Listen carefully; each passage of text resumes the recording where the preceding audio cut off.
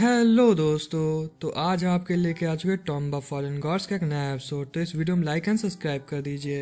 तो जैसा कि हम लोगों ने लास्ट एपिसोड में देखा था, यांग फाई ने कॉप डाइविंग सेक्ट को डिस्ट्रॉय करने के लिए सभी क्लैन मेंबर्स को इकट्ठा कर लिया था और उन लोगों को इस बात पे मना भी लिया था कि वो लोग यांग फाई का साथ देंगे ताकि कॉप डाइविंग सेक्ट को पूरी तरह डिस्ट्रॉय किया जा सके। जिसके बाद वो लोग रात के अंधेरे में छुपकर कॉप डाइविंग सेक्ट में जैसे ही जाते हैं तो वो लोग वहाँ पर पहले ग्रैंड एरिया को डिस्ट्रॉय करने के लिए लोगों को चुन चुन कर मारते हैं और उनके एरेस तक पहुँच जाते हैं। और हम लोग वहाँ पर चू किंगडम के 2 एल्डर्स को भी देखा था जो कि 6 रैंकिंग के वॉरियर्स थे। उनके वहाँ आने के बाद अब उन लोगों की ताकत और भी कई गुना बढ़ गई थी और वो लोग जानते थे कि कॉप डाइविंग सेक्ट के पास जो सबसे पावरफुल कॉर्प किंग्स हैं वो दोनों ही 6 रैंकिंग के वॉरियर्स हैं। इसलिए उन दोनों को हैंडल करने के लिए चू किंगडम के 2 एल्डर्स काफ़ी रहेंगे। मगर हम लोग देखते हैं जैसे ही वहाँ पर वो लोग स्पिरिचुअल वेंस को डिस्ट्रॉय करते हैं तो कॉप डाइविंग सेक्ट का मास्टर बहुत ही ज़्यादा गुस्से में आ जाता है और वो फ़ौरन से कॉप किंग को समन कर लेता है। यह देखकर मौजूद सारे लोग बहुत ज़्यादा डर जाते हैं कि इन लोगों ने तो आते साथ ही कॉप किंग को समन कर लिया है। इन दोनों किंग्स की पावर्स तो काफ़ी हाई लेवल में लग रही है। इनका ऑरा इतना खतरनाक है कि ये इससे किसी को भी मार सकते हैं। यह देखते ही वहाँ पर खड़ी हुई नांगंग यांग फाई से कहती है कि ये दोनों किंग्स तो हमारी उम्मीद से पहले ही बाहर आ गए हैं, इसलिए अब कॉप डाइविंग सेक्ट को डिस्ट्रॉय करना थोड़ा ज़्यादा मुश्किल हो गया है। वो यांग फाई से कहती है कि अब हमारी सेफ्टी की जिम्मेदारी तुम्हारी है। जिसके बाद यांग फाई उन लोगों से कहता है तुम लोग बेफिक्र हो जाओ, मैं पूरी तैयारी करके आया हूँ। मैं अपनी जूनियर सिस्टर को बचाने के लिए अपनी जान तक दे दूंगा, मगर उन लोगों को कुछ नहीं होने दूंगा। जिसके बाद हम कॉप डाइविंग सेक्ट के मास्टर को देखते हैं जो कि 6 रैंकिंग के वॉरियर्स थे। वो दिखने में बहुत ज़्यादा खतरनाक और काफ़ी खूंखार भी लग रहे थे और फ़ौरन से यांग फाई को देखते ही उसके ऊपर एक पावरफुल एनर्जी का ब्लास्ट कर देते हैं। यह देखकर यांग फाई थोड़ा सा घबरा जाता है, मगर अचानक से हम देखते हैं कि वहाँ पर 2 एनर्जी अटैक आते हैं और वह उन दोनों कॉप डाइविंग सेक्ट के एनर्जीज को टकराते हैं और जिससे ज़ोरदार धमाका होता है और हमें दिखाया जाता है कि फिर योसान वहाँ पर आ जाती है। वो फ़ौरन से यांग फाई के साथ खड़ी हो जाती है और दूसरी तरफ से चू किंगडम के वो दोनों मास्टर्स भी आ चुके होते हैं। उन मास्टर को देखते वहाँ पर मौजूद लोग पहचान जाते हैं कि ये ईस्टर्न चू किंगडम के दोनों मास्टर्स हैं। मगर वहाँ पर हमें दोबारा से उन कॉप डाइविंग सेक्ट के किंग्स की हल्की झलक दिखाई जाती है। वो दोनों वहाँ पर एक और अटैक करने के लिए पूरी तरह तैयार खड़े थे। आहिस्ता आहिस्ता उनकी पूरी बॉडी रिवील किया जाता है। हम लोग देखते हैं कि वो लोग दिखने में काफ़ी ज़्यादा भद्दे और काफ़ी खतरनाक थे और एक कॉप डाइविंग किंग के पास मल्टीपल हैंड्स भी थे। वो दोनों ही कॉप किंग वहाँ पर खड़े हुए उन 6 रैंकिंग के वॉरियर से कहते हैं कि तुम लोगों को इस लड़ाई में कोई लेना देना नहीं है, इसलिए तुम लोग यहाँ से चले जाओ, वरना तुम लोगों को मेरे कॉप डाइविंग सेक्ट के साथ पंगा लेना बहुत ही महंगा पड़ेगा। यह सुनते ही एल्डर ली कहता है कि मैंने सुना है कि कॉप किंग्स को माउंटेन ऑफ कॉर्प्स बनाया जाता है, जिनमें माउंटेन ऑफ ब्लड सी भी मालूम है। और मैंने यह भी सुना है कि कॉप डाइविंग सेक्ट के लोगों के पास इस तरह की पिल्स हैं जो कि लाइफ को एक्सटेंड भी करती हैं। जब भी मैं कहूँ कि तुम लोग इतने समय जिंदा कैसे हो। मगर वो दोनों ही कॉप किंग कह रहे थे कि तुम शायद हमारे बारे में नहीं जानते, हमने तो अपर रियल्म के गॉड तक को भी मार चुके हैं। तुम्हारी कैसे हिम्मत हुई तुम हमारे सामने इस तरह एरोगेंट बिहेव करो, शायद तुम लोगों को अब थोड़ी तमीज़ सिखानी पड़ेगी। यह कहने के बाद वो दोनों ही मास्टर्स एक साथ मिलकर नीचे खड़े हुए सारे ही लोगों पर एनर्जी अटैक कर देते हैं। मगर हमें दिखाया जाता है कि ईस्टर्न चू किंगडम्स के वो दोनों ही मास्टर फ़ौरन से उन लोगों के सामने एक बहुत बड़ी एनर्जी डोमेन बना देते हैं जिससे वो उन लोगों को प्रोटेक्ट करते हैं। और यहाँ पर एल्डर लीजेंग वो एल्डर लीज कहता है कि अच्छा, तो ये लोग कह रहे हैं कि इन लोगों ने अपर रियल्म के गॉड तक को मारा है। मैंने तो यह भी सुना था कि एक कॉर्प किंग तो हेवन असेंशन के लिए कामयाब भी हो गया था और अपर रियल में चला गया था। शायद यह वही मॉन्स्टर्स हैं जो कि हेवन से वापस आ गए हैं।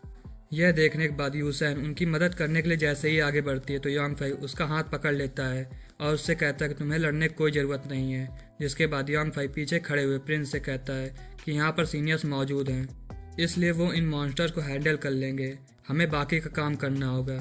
यह सुनते ही वहाँ पर मौजूद वह प्रिंस वो फ़ौरन से सारे सीनियर से कहता है कि चलो अब हम लोगों को इस कॉप डाइविंग सेक्ट की ईंट से ईंट बजानी होगी। यह कहते ही सारे लोग एक साथ मिलकर फ़ौरन से कॉप डाइविंग सेक्ट के अंदर घुस जाते हैं और सामने आने वाले हर एक वॉरियर को और मॉन्स्टर्स को मारना शुरू कर देते हैं। कॉप डाइविंग सेक्ट के पास बहुत सारे ऐसे वॉरियर्स थे जो कि ऑलरेडी मरे हुए थे और उनकी कॉर्प बॉडीज वो वहाँ पर लड़ने के लिए आई हुई होती हैं। मगर वो भी कुछ नहीं कर पाती। जिसके बाद हम लोग यहाँ पर एल्डर यूजिंग को देखते हैं। वो अपनी स्वॉर्ड टेक्निक का यूज़ करता है, जिसके जरिए वो 1000 स्वॉर्ड एक साथ ही कॉर्प किंग के ऊपर थ्रो कर देता है। यह देखते साथ ही कॉर्प किंग फौरन से अपनी एनर्जी के जरिए उस स्वॉर्ड को अपने पंच में डिस्ट्रॉय कर देता है और साथ में बाकी स्वॉर्ड्स को अपने रास्ते से हटा देता है। यह देखने के बाद यांग फाई फौरन से यूसन का हाथ पकड़ता है और उसे वहां से ले जाने के लिए एक अलग रास्ते की तरफ निकल जाता है और साथ में एक कॉर्प किंग की उस पर नज़र पड़ जाती है। यह देखते ही फौरन से कॉर्प किंग उन लोगों को मारने के लिए उस पर एनर्जी अटैक्स करना शुरू कर देते हैं, जो कि उन लोगों के बिल्कुल पास आकर गिर रहे थे। मगर यांग फाई यूसन को बचाने के लिए उन अटैक से बचते हुए उसे दूर ले जा रहा था। यह देखने के बाद वो कॉर्प किंग उस लड़की के बारे में कहता है, तुम एक नंबर की धोखेबाज हो। तो मैंने सोचा भी नहीं था कि तुम दो धारी तलवार निकलोगी। मैंने तुम्हें पहले ही मार दिया होता अगर अपर रियल्म के उस गॉड ने तुम्हें प्रोटेक्ट न किया होता। वो मॉन्स्टर उन पर हमले पे हमले किए जा रहा होता है। इतने में अचानक से ही यांग फाई कहता है, सीनियर मुझे आपकी हेल्प चाहिए। इतने में दिखाया जाता है कि एक सीनियर फौरन से कॉर्प किंग के बिल्कुल पास आ जाता है और उसे एक बहुत ही जोरदार किक दे मारता है, जिससे वो कॉर्प किंग बहुत ही दूर उछाल फेंकता है।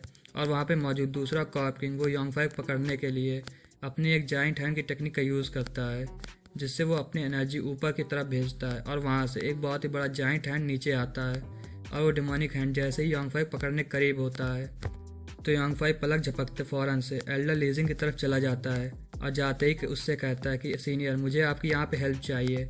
जिस पर एल्डर लीजिंग कहता है, अच्छा तो तुम मुझे एक सील की तरह यूज़ कर रहे हो। यह कहने के बाद यांग फाई वहाँ से चला जाता है, मगर एल्डर ल्यूजिंग वो जाइंट हैंड को रोकने के लिए फ़ौरन से अपनी एनर्जी का इस्तेमाल करता है और एक जाइंट हैंड क्रिएट करता है और उस डिमोनिक हैंड से टकरा देता है, जिससे दोनों के बीच काफ़ी ज़्यादा प्रेशर क्रिएट होता है और हमें दिखाया जाता है उस प्रेशर की वजह से वो दोनों अटैक वहीं पर डिस्ट्रॉय हो जाते हैं, जिससे एक ज़ोरदार धमाका होता है और यूसैन पीछे मुड़कर देखती है। जिसके बाद वो योफेंग से कहती है कि तुम्हें क्या लगता है कि कॉर्प डायमंड सेक्ट के इन कॉर्प किंग को रोकने के लिए ये दोनों मास्टर काफ़ी रहेंगे। तो यांग फाई कहता है, तुम बेफिक्र हो जाओ, वो दोनों 6 रैंकिंग के वॉरियर्स हैं और वो कॉर्प किंग्स को आराम से रोक लेंगे। अगर वो उन्हें मार ना पाए तो कम से कम वो इतना इंजर्ड कर ही देंगे, जिसके बाद हम लोग उन्हें मार पाएंगे। वैसे उन ओल्ड मैंस के लिए घबराने की कोई ज़रूरत नहीं है, वो लोग जब चाहें इस जंग को छोड़कर जहाँ से चले जा सकते हैं। वैसे भी मैं इस लड़ाई के बाद उन लोगों को काफ़ी ज़्यादा डिवाइन ब्लड देने वाला हूँ। यहाँ पे हमें दिखाया जाता है कि वो दोनों मास्टर फ़ौरन से अपने पावरफुल अटैक करने के लिए अपने ट्रेजर्स का इस्तेमाल करते हैं और हमें दिखाया जाता है जैसे ही वो एल्डर ली वो अपने ट्रेजर की एनर्जी को रिलीज़ करते हैं तो दूसरी तरफ से एल्डर ली जेंग वो अपने अजूर ड्रैगन को रिलीज़ करते हैं। दोनों ही एक साथ एक जगह आगे बढ़ते हुए उन कॉर्प किंग को जाकर हिट करते हैं, जिससे वो कॉर्प किंग उन्हें रोकने की पूरी कोशिश करते हैं। मगर उसके बावजूद भी उन लोगों के अटैक इतने ज़्यादा ताकतवर होते हैं कि वो कॉर्प किंग उनके अटैक को रोक नहीं पाते हैं और वहाँ से दूर जाकर पहाड़ों पर गिरते हैं। जिसके बाद अचानक से एक कॉर्प किंग खड़ा होता है और वो कहता है कि अच्छा तुम लोग डिवाइन पावर्स का यूज़ कर रहे हो, क्या तुम लोग सिर्फ इस वजह से समझ रहे हो कि तुम लोग हमें हरा दोगे कि तुम्हारे पास डिवाइन पावर्स हैं। मेरी 10 जनरेशन की कल्टिवेशन डैमेज हो चुकी है, इसके लिए तुम लोगों को सज़ा मिलेगी। मगर एल्डर ली कहता है कि आज से 100 साल पहले जब मैं आइसोलेशन में था उस वक्त एक एंशिएंट टॉम की गुफा के अंदर मैं कल्टीवेशन कर रहा था। इतने में अचानक से एक बेवकूफ़ कॉर्प डाइविंग सेक्ट का बंदा उस कब्र को खोदकर मुझे वहाँ से बाहर निकाल दिया था, जिसकी वजह से मेरी कल्टीवेशन डिस्टर्ब हो गई थी। अगर उस वक्त मैंने अपनी कल्टीवेशन कंप्लीट कर ली होती शायद मैं कॉर्प डाइविंग सेक्ट के मास्टर को बहुत पहले ही मार चुका होता। मगर क्योंकि मेरी आइसोलेशन को तुम्हारे कॉर्प डाइविंग सेक्ट के लोगों ने ख़राब किया था तो इसलिए मैं अब उसका हिसाब किताब चुकता करूँगा। यह कहने के साथ वो एक पावरफुल एनर्जी अटैक करने वाला होता है, मगर एल्डर ली जेंग उससे कहता है कि लड़ने की इतनी जल्दीबाजी मत करो, भूलो मत हम के यहाँ पर किस काम के लिए आए हैं। यह कहते साथ ही वो लोग फ़ौरन से उस फाइट को छोड़कर वहाँ से भागने लगते हैं और यहाँ पर हमें यांग फाई को दिखाया जाता है। अचानक से यान लॉन्ग वो भी वहाँ पर आ पहुँचता है और वो यांग फाई को योसेन के साथ देखता है तो वो हंसते हुए कहता है, अरे वाह तुम तो बड़े खिलाड़ी निकले, हमें पिछले कुछ दिन हुए हैं और देखो तुमने एक नई लड़की पटा ली। मगर जैसे वो यूसैन को देखता है उसकी आवाज़ कांपने लगती है और वो कहता है कि ये तो यूसैन है, यह कैसे हो सकता है। यह कहते ही वो उसके चारों तरफ गोल गोल घूमना शुरू कर देता है और कहता है कि यूसैन तुम फिर से ज़िंदा हो गई। जिसके बाद यांग फाई उससे कहता है कि क्या तुम वाकई में यूसैन को जानते हो, क्या वह वही हज़ारों साल पुरानी यूसैन है। मगर यूसन वो उस ड्रैगन को देखती है तो वो कहती है यह तो एक ईस्टर्न गॉड ड्रैगन है, मुझे ऐसा क्यों लग रहा है कि जैसे मैंने पहले इसे देखा है। कुछ ऐसा फील हो रहा है जो कि मुझे जाना पहचाना लग रहा है, मगर मुझे कुछ याद नहीं आ रहा है। ऐसा लगता है कि जैसे मैंने अपनी ज़िंदगी का बहुत ही अहम पार्ट मिस कर दिया है, जिसे मेरी हाफ सोल वो मेरी बॉडी से कहीं मिस हो गई हो। यह कहकर वो काफ़ी ज़्यादा उदास हो जाती है, जिस पर योंगफाई वो कहता है तुम उदास मत हो। मगर योंगफाई भी थोड़ा बुरा फील कर रहा होता है, मगर वो उसकी मेमोरीज़ को याद दिलाने के लिए फ़ौरन से यांग लॉन्ग की मूछें को पकड़ लेता है और कहता है कि फ़ौरन से बताओ आज से हज़ारों साल पहले क्या हुआ था और यूसन के बारे में तुम क्या जानते हो। वो ड्रैगन उसे कुछ बता पाता। अचानक से उन लोगों के पीछे कुछ धमाकों की आवाज़ आती है, जिस पर हमें दिखाया जाता है कॉर्ब ड्राइविंग सेट के मास्टर अपीयर हो चुके थे और वहाँ पर काफ़ी घमासान लड़ाई चल रही थी। वो जीनियर डिसाइपल उन मास्टर को हराने में बिल्कुल नाकाम हो गए थे, क्योंकि वो मास्टर उनकी पावर के मुकाबले में काफ़ी ज़्यादा ताकतवर निकल गए थे और ऊपर से योंगफाई को वहाँ पहुँचने में काफ़ी देर हो गई थी, जिसकी वजह से वो अब कॉर्ब सेट के मास्टर बाजी पलटने की तैयारी कर रहे थे। यह देखते साथ ही योंगफाई कहता है कि अब टाइम आ गया है, अभी हम लोग को बातें नहीं करनी चाहिए, हमें पहले कॉर्ब ड्राइविंग सेट का सफाया करना होगा, उसके बाद हम लोग सुकून से बैठकर बात करेंगे। यह कहने के बाद वो फ़ौरन से युआन लॉन्ग के ऊपर खड़ा हो जाता है, जिसके बाद युआन लॉन्ग कहता है कि क्या तुम्हारा दिमाग ख़राब हो गया है, वहाँ पर तो कुछ पागल लोग हैं जो कि एक दूसरे को मारपीट कर रहे हैं, हम लोग भला वहाँ पर क्यों जाएं। तो योंगफाई कहता है कि अगर ऐसा है तो फिर तुम यहाँ पर क्या करने आए हो। तो युआन लॉन्ग हाथों में कुछ इशारा करते हुए कहता है, मगर उसके हाथों में खुजली नहीं हो रही थी, मगर योंगफाई को कुछ इशारों में कुछ मांग रहा था, जिस पर योंगफाई कहता तुम बेफिक्र हो जाओ, जब हम लोग कॉर्ब ड्राइविंग सेट को पूरी तरह डिस्ट्रॉय कर देंगे तो उसके बाद हम लोग अलग हो जाएंगे, हम लोग तो यहाँ से चले जाएंगे, मगर कॉर्ब ड्राइविंग सेट के जितने भी ट्रेजर्स हैं उन्हें तुम अपने पास रख सकते हो। यह सुनते युआन लॉन्ग में एक जान हंसी आ जाती है और वो फ़ौरन से जोश में आकर उन लोगों की तरफ एक अटैक थ्रो कर देता है। सब लोग वहाँ से दूर हट जाते हैं और वो लोग देखते हैं कि यह तो एक डिवाइन ड्रैगन है। जिसके बाद योंगफाई वो यूसन से कहता है कि यह कॉर्ब ड्राइविंग सेट के मास्टर मरते दम तक लड़ेंगे, इसलिए बेहतर यही है कि तुम यहाँ पर ऊपर ही मौजूद रहना और लड़ाई का हिस्सा मत बनना। यह कहने के साथ फ़ौरन से वो उस ड्रैगन के नीचे उतर जाता है और अपना स्पीयर बाहर निकाल लेता है। और दूसरी तरफ यूसन वो एक छत में जाकर खड़ी हो जाती है और युआन लॉन्ग वो उसकी प्रोटेक्शन के लिए वहीं पर मौजूद रहता है।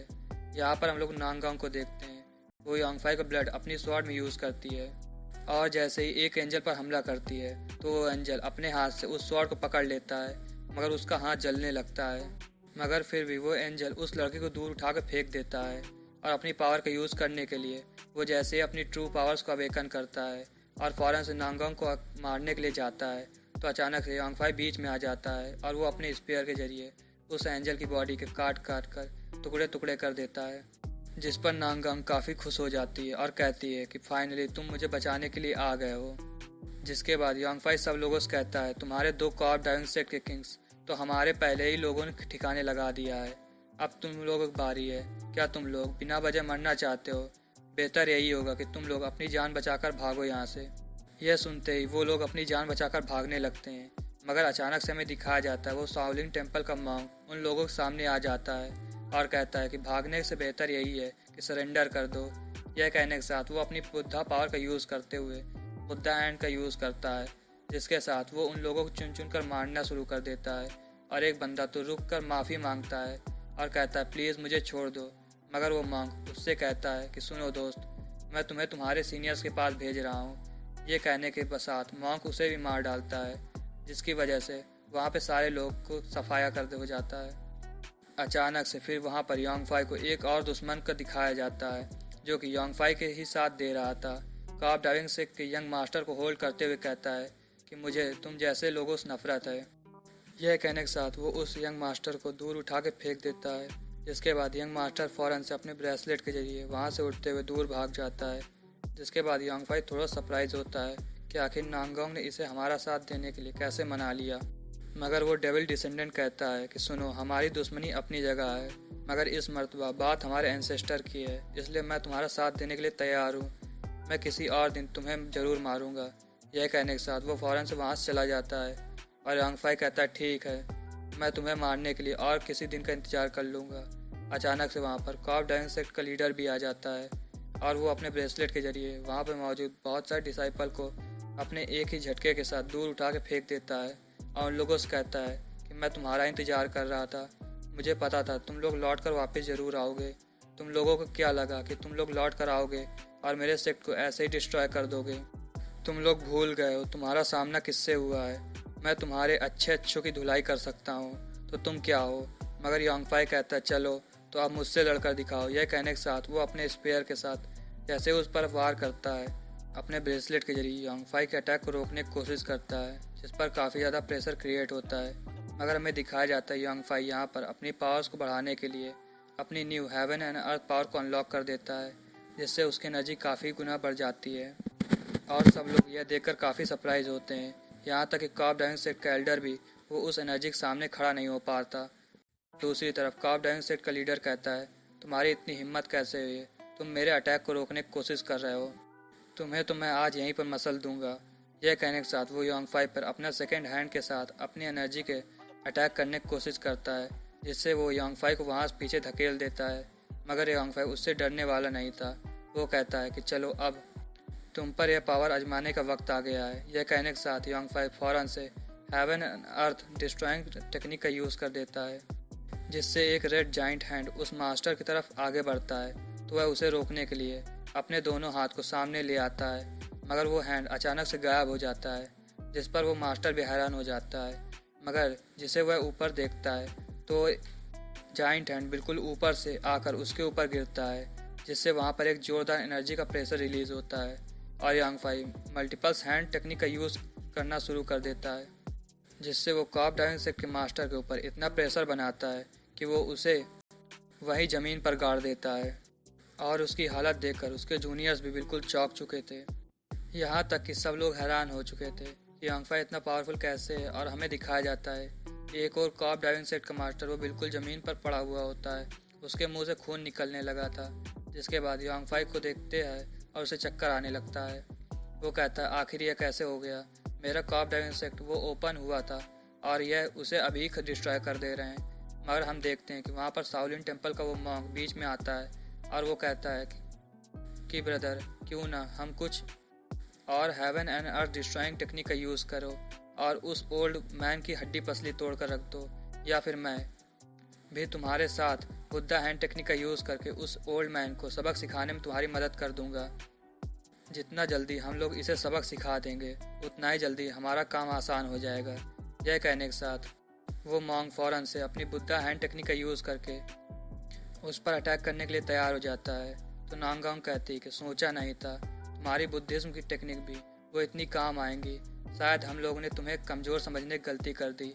मगर यहाँ पर हमें दिखाया जाता है कॉप ड्राइविंग सेट का लीडर कहता है कि तुम्हें मरने की ही ख्वाहिश है, तो मैं ये ख्वाहिश ज़रूर पूरी करूँगा।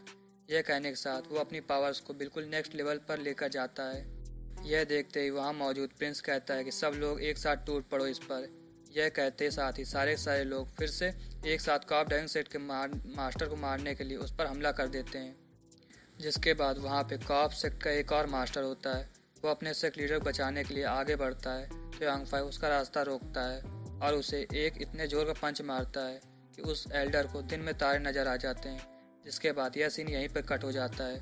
अगले सीन में हम दोबारा से ईस्टर्न चू किंगडम के मास्टर को देखते हैं। वो कॉप ड्राइविंग सेट के उन किंग्स को छोड़कर भाग रहे थे, मगर वो कॉप किंग्स उनके पीछे से एनर्जीज का हमला करते हुए उन्हें रोकने की कोशिश कर रहे थे, जिसका कोई फ़ायदा दिखाई नहीं दे रहा था, क्योंकि वो दोनों ही मास्टर काफ़ी पावरफुल और काफ़ी स्पीड से साथ जा रहे थे। यहाँ पर एल्डर लीजिंग कहता है कि तुम्हें लगता है कि इस तरह भागना काफ़ी ज़्यादा खतरनाक हो सकता है, क्योंकि जिस डायरेक्शन में हम लोग जा रहे हैं उस तरफ ज़्यादा खतरा है। मगर एल्डर लीजिंग कहता है कि तुम हमेशा खतरों से बचने के लिए यह टेक्निक यूज़ करते नहीं हो क्या? तो एल्डर ली कहता है ऐसा ही है तो फिर चलो इस टेक्निक का यूज़ कर ही लेते हैं। वो असल में यहाँ पर यूसैन की पावर को यूज़ करना चाहते थे। जिसके बाद एल्डर लीजिंग कहता है कि वो लड़की तो बिल्कुल बेकार में यहीं पे खड़ी हुई है, क्यों ना उसकी ही पावर को यूज़ किया जाए। यह कहने के साथ वो कॉप ड्राइविंग सेट के वो लोगों को दोबारा पे हमला कर देते हैं, मगर इसका कोई फ़ायदा नहीं होता। वो जानबूझकर उन कॉप किंग को उसका आ रहे थे कि वो लोग उनका पीछा करें। जिसके साथ यह सीन यहीं पे कट हो जाता है। अगले सीन में हम लोग दोबारा से यांगफाई को देखते हैं। उसने और कॉप सेट के एक एल्डर को पकड़ा हुआ होता है और वो उससे गुस्से में पूछता है बताओ आखिर तुम लोगों ने यूसैन को कहाँ देखा था और तुम लोगों को वहाँ कहाँ मिली थी? तो एल्डर उसे कुछ भी नहीं बताता। यांग फाई उसे ज़मीन पर दे मारता है और फिर कहता है कि बताओ आखिर तुम्हें यूसाइन कहाँ पे मिली थी और तुम लोगों ने कॉप किंग की बॉडी में कन्वर्ट क्यों किया। जिसके बाद एल्डर दोबारा से कहता है कि उसकी ओरिजिन के बारे में मुझे कुछ नहीं पता, बस मुझे इतना पता है कि वो हमारे कॉप डाइविंग सेक्ट के किंग है और हमारे सेक्ट की सक्सेसर हैं। जिसके बाद यांग फाई खड़ा हो जाता है और उस पर अपनी जोरदार लात मारते हुए कहता है तुम मेरे किसी काम के नहीं हो। यह कहने के साथ वो उसे वहीं ज़मीन में गाड़ देता है। मगर यहाँ पे यूसन पीछे पलट कर देखती है तो वो उन कॉर्प किंग को और उन दोनों मास्टर्स को देखती है। वो दोनों उसी तरफ आ रहे थे।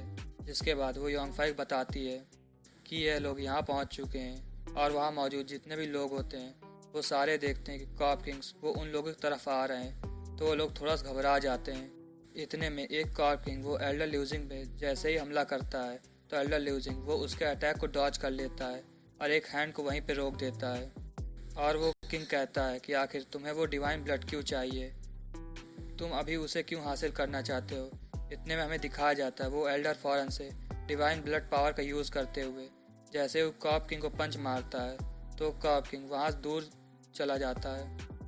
मगर वो दोनों फिर एक साथ एक जगह अपनी पावर्स को कंबाइन करते हैं और एक पावरफुल कंबाइन अटैक करके उसके बहुत ज़्यादा एनर्जी जनरेट करते हैं। यह देखते ही एल्डर ल्यूजिंग फौरन से नीचे की तरफ भागता है और हमें दिखाया जाता है वह एनर्जी अटैक उनका पीछा करते हुए आ रहा था और अचानक से एल्डर ल्यूजिंग सेक्ट के अंदर घुस जाते हैं और यांग फाई के दूसरी तरफ निकल जाते हैं जिसकी वजह से वो एनर्जी अटैक वहीं पर डिस्ट्रॉय हो जाता है। और साथ में उन कॉप किंग की नज़र यांग फाई पे पड़ जाती है तो वो कहते हैं यह तो एक डिवाइन ब्लड वॉरियर है, इसका मतलब यह है कि हमारे कॉप डाइविंग सेक्ट को डिस्ट्रॉय करने में इसी का हाथ है। यह कहने के साथ वो फ़ौरन से दोनों वॉरियर्स अपनी एनर्जी को आसमान तक पहुंचा देते हैं और वो अपना फाइनल अटैक करने के लिए पूरी तरह तैयार खड़े होते। और यहाँ पे यांग फाई देखता है कि वो दोनों एल्डर्स उसे धोखा देकर भाग रहे हैं। मगर यूसन उसका साथ देने के लिए वहाँ ग्राउंड में आ जाती है पर यांग फाई वो उसे लड़वाना नहीं चाहता था, ना ही उसकी पावर्स का यूज़ करना चाहता था। इसलिए वह खुद लड़ने के लिए सामने खड़ा हो जाता है और कहता है अगर यह सही है तो फिर आ जाओ तुम लोग। यह कहने के साथ ही यह एपिसोड यहीं पे ख़त्म हो जाता है। तो इस वीडियो में लाइक एंड सब्सक्राइब कर दीजिए और इस वीडियो को लाइक टारगेट है 100 लाइक्स, तो जल्द से जल्द इसका पूरा करा दीजिए। तो इसी तरह के हम लोग वीडियोस लाते रहेंगे। Bye bye, take care of your self.